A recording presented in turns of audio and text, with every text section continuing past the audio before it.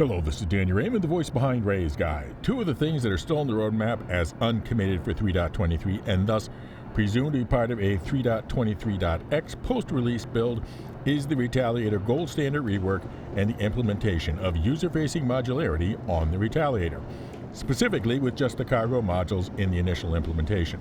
Now, since the Retaliator is a military craft, it is highly likely that this work will be featured at the end of this month as part of the Invictus Launch Week, also known as Fleet Week. Without getting into lore, ILW is where CIG features sales and announcements in military vehicles, whereas the International Aerospace Expo, IAE, in November features civilian and dual-use vehicles. So yes, there is a clear fit for the Vanguard Gold Standard with its modularity and ILW. And let's be perfectly clear, I am thrilled that they are finally, after so many false starts only to encounter blocking technology and forced postponements, that the finish time of modularity is within sight. And honestly, what ship and what components are entirely irrelevant once that door is finally open for user-facing modularity. So many other promised modular ships, the Caterpillar, Carrack, Apollo, and Galaxy, also become achievable. But this also deserves to be looked at as if it was the announcement of a new ship, the Retaliator Freighter, or the Refreigerator. Well, I guess if they offered temperature-controlled storage, I guess you could call it the Refrigerator. But I digress. So, does the Refrigerator make any sense as a cargo ship? Or is it the cargo ship equivalent of the Rock DS? Curious, but nothing that you would ever use. So what I have to go through is the following. First, what is the Refrigerator going to be like?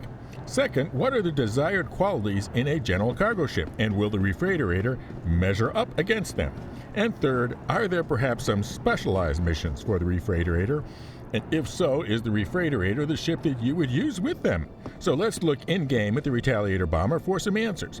The announcement for the Retaliator line had each of these front and rear cargo modules being able to hold 20 SCU of cargo. And if we look underneath the bomber, we see these large bomb bay doors, identical for the front 4 torpedo section and the 2 torpedo rear section.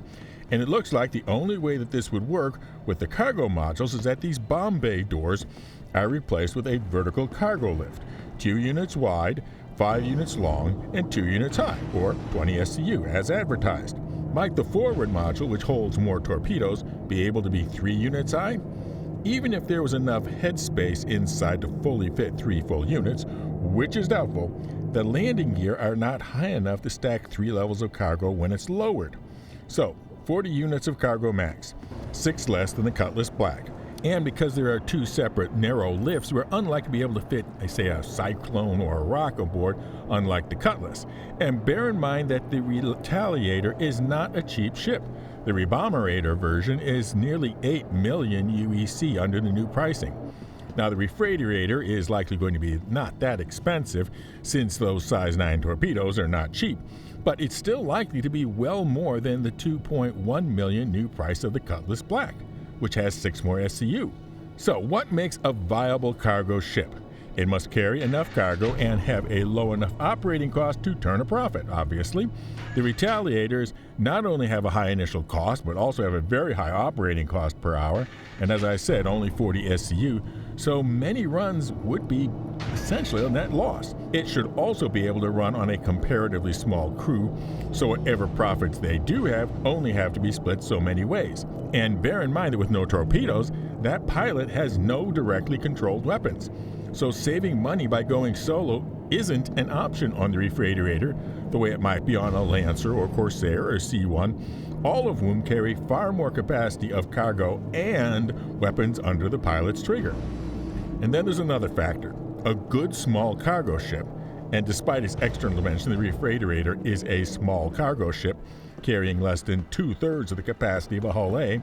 It needs to be able to land at small logistics points, often without pads, and frequently being able to land close to the facility entrance is a very desirable thing for safety and success.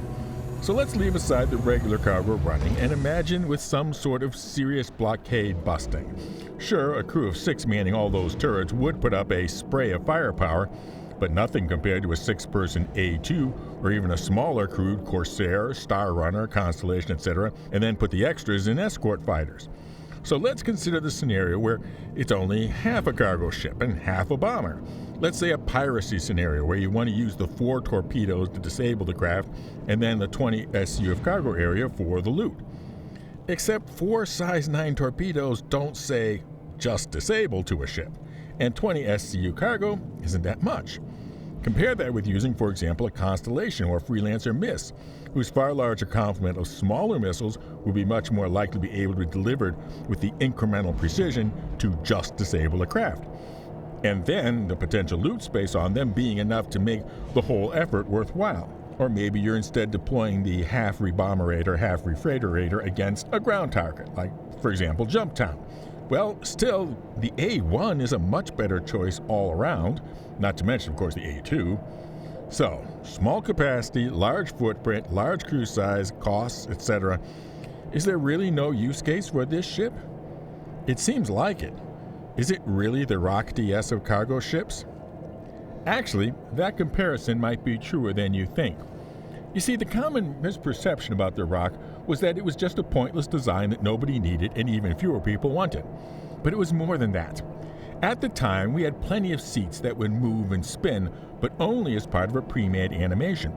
The idea of being on a separate part of a ship that could move freely and independently was a new capability and one that had been vexing the programmers at CIG to no end with headaches in relation to a much more important effort, the hull CD and E.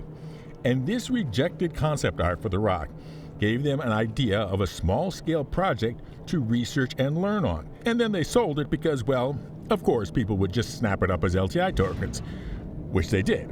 And the refrigerator was the implementation platform to develop Modularity because it was going to be getting a gold pass anyway, and it was much more manageable than the Galaxy or Caterpillar or Endeavor. And among the promised Retaliator modules, the cargo modules were the least effort ones to design the module itself. And so, to return to my introduction, I am thrilled to see the Modularity finally arrive, no matter what the platform. But it is all the other ships that the ones that I'm actually looking forward to. Now for an update on our giveaways, we have a special membership to help cover travel costs, to have the channel have live CitizenCon coverage with its own giveaway for a Hull C, plus the regular Grow the Channel giveaway for giving some lucky player, the Zippy Zazzy Zaptic Zephyr, the Zeus 2 cargo, and the marvelous multiplayer mining meta, the Arasta. 1 entry per video, just be a member for automatic entry, or subscribe and comment with the secret word. And the secret word for this video is my nickname for the Retaliator with the cargo modules installed. Fly safe, keep it real, and I'll see you in the verse. This is Daniel Raymond for Ray's Guide.